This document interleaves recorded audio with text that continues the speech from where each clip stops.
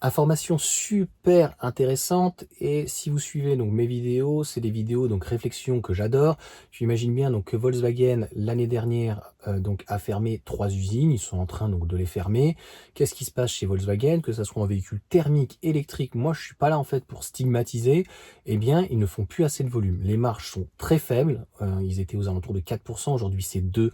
On va dire qu'une entreprise qui fait pas au-dessus de 7 à 8, voire 10%, ce que fait par exemple Stellantis, alors je te parle même pas de Tesla qui fait 20%, pratiquement autant que Porsche, eh bien, ce n'est pas intéressant et c'est surtout qu'en fait, ils ne peuvent pas faire donc de recherche-développement. Au-delà de ça, Volkswagen le sait très bien en Europe, donc le marché est morose et ils n'arriveront plus jamais à faire autant de volume. Et donc, c'est des fermetures qui sont définitives. C'est-à-dire que c'est pas, en fait, au départ, il faut bien comprendre qu'une usine, elle va mettre des gens au chômage partiel. Après, ils virent les intérimaires. Ils vont retirer donc toutes les personnes, ils renouvellent pas les anciennes personnes qui sont parties à la retraite. Et à la fin, donc on commence à virer le personnel. Quand on voit qu'il n'y a plus assez de personnel dans l'usine et que l'usine, en fait, on ne peut plus lui proposer de travail, eh bien malheureusement, on ferme l'usine. Donc, ce qui va se produire, allait se produire. Je l'ai déjà expliqué, en fait, il y a beaucoup de constructeurs allemands, français, Stellantis, Volkswagen, etc. Notamment Volkswagen et Stellantis va devoir donc se séparer de certaines marques. La question, est-ce que ces marques vont mourir ou est-ce que certains constructeurs européens ou américains, mais américains, j'y crois pas du tout, puisqu'on voit bien qu'ils n'y sont plus du tout. Ford risque de partir d'Europe. General Motors n'est plus du tout en Europe et donc voilà, a viré Opel. Et puis bon, il y a eu Jaguar, Land Rover, enfin tout ce que tu veux, Mini, etc. Voilà, MG, enfin tout depuis donc très longtemps. Les Américains ne sont plus en Europe.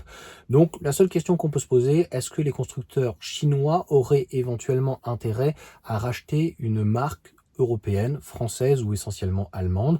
Ça va de, à mon sens, hein, DS, Lancia, Seat, ou peut-être pas Volkswagen, mais pas Skoda, parce que ça marche plutôt bien. Pas Cupra non plus, peut-être Audi. Audi qui est quand même en certaines difficultés et qui vend des véhicules donc très chers, que ce soit des véhicules thermiques ou électriques. Donc pour le moment non. Je pense que si les constructeurs chinois qui commencent à s'implanter donc avec des usines, soit qui construisent, soit qui réaménagent et là qui veulent racheter, donc pour le coup c'est là la vidéo, mais on y reviendra juste après. Sur les véhicules et donc le fait que le véhicule soit éventuellement rebadgé, ça pourrait être intéressant par la suite. Dans tous les cas, la première étape, c'est de pouvoir déjà s'implanter. Pourquoi? Parce que il y a des frais de douane, il y a des taxes supplémentaires, etc. Et donc le but, c'est de pouvoir donc supprimer ces frais de douane. Et ça sera relativement simple parce qu'aujourd'hui, donc construire veut dire juste assembler. C'est-à-dire que la Chine, les constructeurs chinois, parce qu'on ne nous dit pas qui, je te donnerai quelques pistes, c'est pas compliqué à comprendre. Donc les constructeurs chinois, qu'est-ce qu'ils feraient? Ils enverraient donc toutes leurs pièces et ça serait assemblé. Pour le moment, ils sont assez réticents. On a vu qu'il y avait une usine qui devait se faire en Turquie, mais c'est carrément le gouvernement chinois qui a dit à leurs constructeurs chinois ne produisez pas en dehors de notre pays et pas encore en Turquie parce que pour des raisons d'espionnage, quand même, ils sont malins, ils le savent. Donc aujourd'hui, ça serait donc le but de racheter des usines, ça serait de reprendre les employés qui sont déjà qualifiés, puisque finalement, ce qui est important, c'est la ligne de montage et de savoir ce qu'on fait. Après, les gens, ils savent en fait appliquer, si tu veux, voilà, visser, machin, etc., des sièges pour l'ensemble, le véhicule, ils savent donc faire. Aujourd'hui, on a 3 usines, il y en aura peut-être d'autres donc qui vont se séparer. Parallèlement, sur les batteries, on voit bien qu'il y a Stellantis qui a investi donc avec CATL en Espagne, donc ça c'est important. Et comme je t'ai dit, il y a BYD et SAIC qui sont logiquement en train de construire donc des usines. Essentiellement, on parle de la Hongrie pour les batteries, on parle de la Pologne, on parle beaucoup finalement de pays de l'Est. Nous avons nos ministres successifs en France ou autres qui nous ont vanté que les constructeurs chinois pourraient venir en France, mais pour le moment, il n'y a rien du tout. Donc je crois que c'est des usines qui sont en Allemagne. Est-ce qu'ils rachèteraient les 3 Volkswagen? Est-ce qu'ils en rachetaient qu'une? Comme c'est expliqué donc dans l'article de BFM, c'est que c'est sûr que c'est beaucoup plus intéressant pour Volkswagen de les revendre que finalement de le clôturer, parce qu'en fait, ils vont pouvoir dégager de l'argent. Alors, c'est pas fou, hein, je crois que par usine, on parle de 100 ou 300 millions, même à l'extrême, s'ils récupèrent 1 milliard, c'est beaucoup d'argent, mais vu comment le constructeur, il est un peu dans la merde, 1 milliard, ça part très vite. surtout quand on s'appelle Goliath. Donc en gros, voilà pour ces petites informations. Je te dis, c'est un premier pied qui viendrait, c'est-à-dire que ça serait des constructeurs donc chinois qui maîtriseraient la totalité et dans le but essentiellement de se rapprocher. Je tiens à dire aussi qu'il y a un des leaders mondial Solar, je ne sais plus comment, donc un constructeur, fabricant de panneaux photovoltaïques qui vient dans le Doubs pour donc réduire les frais de douane et donc inonder le marché européen. Donc ça sera la plus grande usine de fabrication de panneaux solaires. Encore une fois, il n'y aura absolument aucun recherche-développement, c'est uniquement, entre guillemets, des usines d'assemblage. Donc logiquement, c'est à quoi se poser la question. Si le panneau, les cadres, etc., ou en tout cas le panneau arrive de Chine, et on fait l'acier sur place, ou éventuellement les cadres en aluminium, et voilà, ça s'arrête là. Et éventuellement les câbles ou autre. Donc, voilà pour cette vidéo, voilà ce que j'en pense. Dites-moi ce que vous en pensez. Malheureusement, c'est catastrophique. Et comme je te dis, si les constructeurs chinois n'arrivaient pas à s'imposer, la deuxième partie, ça serait éventuellement de racheter donc des marques. Et les gens qui n'y connaissent rien, pensant, même si les médias, tu vois, ils aiment bien, le nouveau constructeur Seat finalement repris par un pavillon, etc. chinois, ah là là, les Chinois rachètent tout, tu vois. Mis à part divulguer ou diluer en fait des informations qui seraient terribles, donc sur le parti ou quoi que ce soit ou en Chine. Pour le reste, les gens néophytes, voilà, ils achèteraient une Seat, une DS, une Citroën, une Opel, je ne sais pas, que sais-je, eh bien, ne serait pas forcément au courant derrière qu'il achète un véhicule chinois. C'est pas comme Stellantis qui va vendre du Leapmotor. Je dirais que grossièrement, monsieur tout le monde ne connaît pas donc Leapmotor. Donc, ça serait une possibilité pour accéder plus vite ou s'il n'arrivait pas à gagner en fait en image. On le voit que c'est assez compliqué. Et à partir du moment où ils sont implantés, par contre, réellement avec des salariés, et ils vont devoir gérer l'usine, là, ça peut être compliqué, hein, c'est-à-dire qu'on est sur le droit européen et ça se passe pas de la même manière. Donc là, comme c'est le droit européen, ils peuvent très vite se faire attaquer et devoir débourser et être condamnés. Je sais pas si tu vois ce que je veux dire.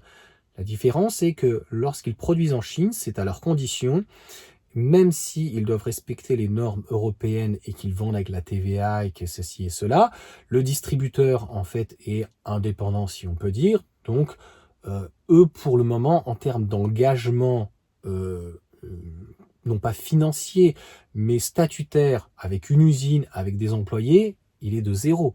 C'est comme s'ils avaient des prestataires aujourd'hui. Donc l'engagement n'est plus du tout le même. Donc si les volumes ne venaient pas, donc les constructeurs concernés, c'est dommage que BYD, BFM caca n'en parle pas. Comme ça qu'on les appelle, a priori, ces gens-là, ouais, ils font de la désinformation quand même, puis c'est pas très pointilleux, franchement. Mais ils en parlent. Et je crois que c'est les seuls qui en ont parlé, parce que dans la partie automobile, ils n'en ont pas forcément parlé.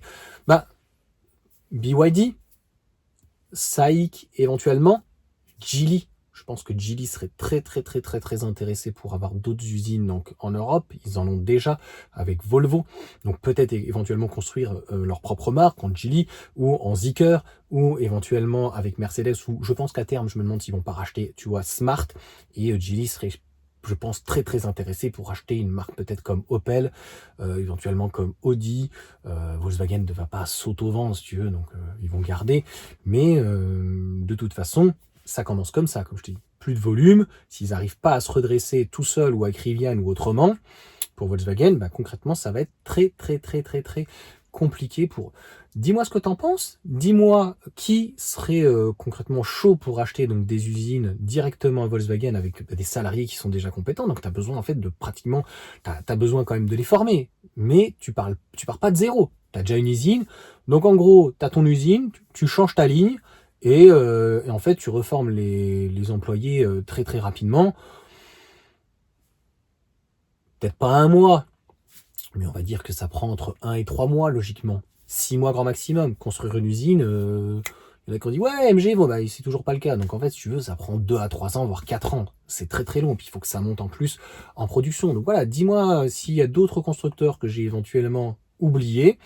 Et peut-être, à terme, d'ici 3 à 5 ans, quelle éventuellement marque en Europe pourrait donc être vendue et qui pourrait être intéressé éventuellement. Je ne pense pas par exemple quelqu'un comme BYD serait intéressé. BYD c'est un petit peu comme Toyota, ils ont leur marque généraliste et ils ont leur marque de luxe. Et ils ont viré d'ailleurs Audi, donc en gros c'est fini. Sur SAIC, ils ont déjà racheté MG. Donc je pense qu'ils pourraient être éventuellement chauds pour acheter une marque comme DS, Opel, ou du côté Volkswagen, je sais pas, Seat ou Skoda, mais Skoda franchement s'en tire plutôt bien, peut-être Audi, je ne sais pas. Donc je pense que eux aussi, et LG, je pense qu'ils seraient très friands donc avec Smart, donc clairement je pense que ça peut les intéresser. C'est là où encore une fois donc ça peut clairement donc les intéresser de vraiment s'implanter sur notre marché. Encore une fois, l'avantage que ça a, c'est que ça créerait donc des emplois sur place. Ce qui est extrêmement dommage, c'est que c'est quand même l'arroseur arrosé, c'est-à-dire que pendant 40 ans, on a délocalisé, alors qu'en fait, on faisait du chiffre. On n'a plus fait de recherche-développement ou très peu, et on continue. Quand on voit Mercedes qui fait un dernier recherche-développement sur un moteur en 4 cylindres 1,5 litre, et qu'au final, le moteur, il sera produit donc en Chine. Putain, mais ils sont pas dupes que comme c'est fabriqué en Chine, ça va être copié. Déjà, il y a 30-40 ans, les Chinois, ils venaient avec leurs petits appareils, etc., pour filmer les centrales nucléaires lorsqu'il y avait des visites, etc. Là, ils ont même plus besoin, il y a l'usine directement sur place. Donc le mec, il suffit qu'il paye un pot de vin à un mec quand c'est dimanche, ou que c'est pendant le nouvel an chinois, et que l'usine, elle est fermée pendant 4 jours. Et en gros, paf, le mec, il rentre, et puis il regarde en fait comment le moteur, il est fait, comment ça a été fait, et pour éventuellement intégrer un 4 cylindres 1,5 litre. Voilà. C'est aussi simple que ça. Donc c'est pour ça que les Chinois ils disent allez mollo sur les usines hors chinois, parce que bon, voilà, ils se tirent la bourre entre eux, mais ça reste entre guillemets dans les règles de l'art. C'est-à-dire que il n'y a pas d'espionnage industriel, si on peut dire, et voilà, c'est quelque chose qui est assez courant. Nous en Europe, on a des ingénieurs qui sont plaçables, donc en fait, sont des grosses sociétés au-dessus, et la personne peut se retrouver aujourd'hui chez Renault, demain elle peut se retrouver chez Peugeot, mais elle peut se retrouver chez Volkswagen ou chez BMW, donc c'est quelque chose qui se fait très souvent, on signe des clauses de confidentialité. Les Chinois, les clauses de confidentialité, je veux pas être méchant, mais ils ont quand même pas beaucoup de paroles. Hein. Donc ils seront pas parfaits, encore une fois. Ils font des véhicules aujourd'hui en termes de rapport qualité-prix qui est intéressant, mais il faut pas croire que les Chinois, la Chine, ça soit parfait. Et donc les Allemands, un petit peu, ils gueulent en disant ouais, ça sera nos conditions, on veut pas que le véhicule soit rebadgé, on veut vendre du Volkswagen, je sais pas trop quoi. Et ils savent très bien que le système de manager sera peut-être pas la même chose, même si ça sera donc aux conditions allemandes, aux conditions européennes. Et donc ça va engager bien sûr un constructeur donc chinois à donc avoir des salariés et aux normes européennes. Donc il pourrait vite avoir donc des ennuis, mais on voit bien encore une fois la volonté, et ça c'est très important, des constructeurs donc chinois. Donc là ils ne les ont pas dit, mais on sait à quoi s'attendre. Hein. Voilà, je pense pas que ça soit, à moins que ça soit par exemple Xiaomi. Tu pourras me le dire en commentaire, tu vois. Est-ce que ça peut être Xpeng éventuellement? Donc pourquoi pas que Xiaomi, je sais pas. En tout cas, ça leur permettrait de gagner énormément de temps que d'acheter un terrain, que d'acheter un vieil endroit qui n'était pas vraiment prévu. Tu vois, par exemple, pour les panneaux photovoltaïques, c'était une friche industrielle et rien que pour des panneaux, la ligne, etc., il faut pratiquement 1 an. Donc, ça prend du temps. Là, encore une fois, c'est une usine de voitures avec les gens compétents dedans. Donc, encore une fois, grand maximum en 1 an, c'est à l'extrême, c'est plié. Donc, tu rachètes l'usine maintenant, à la fin de l'année, tu commences à produire. À partir du moment où tu as toutes tes pièces, que tu as tout, je vois pas en fait où il est le problème. Donc, c'est plutôt rassurant pour les emplois en Allemagne. Par contre, ce qui est déconcertant, encore une fois, c'est l'arroseur arrosé, puisque l'usine sera détenue par un constructeur chinois, et on voit bien le déclin au fur et à mesure. Donc on voit bien en tout cas que la stratégie de Volkswagen de s'allier avec des constructeurs chinois, pour le moment, je trouve qu'elle paye pas. Et franchement, ça serait ironique de savoir que c'est SAIC par exemple. Ça serait ironique. Donc ça veut dire que lorsque les constructeurs européens sont allés en Chine, il faut bien comprendre que c'est comme le Qatar, tu es obligé de t'associer et d'avoir une co-entreprise. Donc tu n'as pas le droit de détenir plus de 50%, donc tu as 49%. Et le parti, entre guillemets, communiste chinois te dit, voilà, vous allez vous associer, enfin, faut que c'est validé quand même, faut arrêter. Hein. C'est validé, et donc vous allez utiliser donc telle enseigne, et voilà, qui est pratiquement toute neuve, 51%. Là, Volkswagen vend l'usine, mais à 100%. Donc ça sera une maison mère en Chine qui aura donc un siège social européen, français, allemand, qui pourrait s'appeler SAIC France, SAIC Dutch ou quoi machin, et qui va gérer en totalité 100% une usine qu'ils détiendront.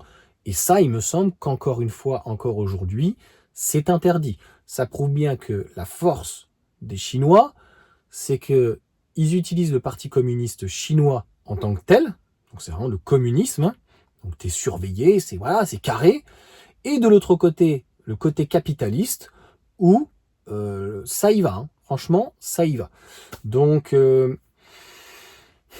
c'est un peu particulier, hein, je trouve tout ça. Donc encore une fois, qui va être pénalisé, c'est, je pense et je trouve, donc les salariés qui vont être malmenés, qui malgré des erreurs donc stratégiques de Volkswagen se retrouvent donc payés à d'autres conditions. Ça sera un autre problème dans une autre vidéo. Je pense que lorsque tu es repris par un autre constructeur, surtout chinois, c'est fini peut-être les avantages en nature, c'est fini, tu vois, les 13e ou 14e mois, c'est fini tous ces intéressements, toutes ces choses-là. Eux, voilà, il n'y a pas d'état d'âme, hein. Ils sont là juste pour assembler, vendre des voitures et éviter donc les droits de douane. Voilà pour cette petite vidéo. Tu me diras ce que t'en penses. Et comme je dis souvent, bah écoute, ça va bien se passer.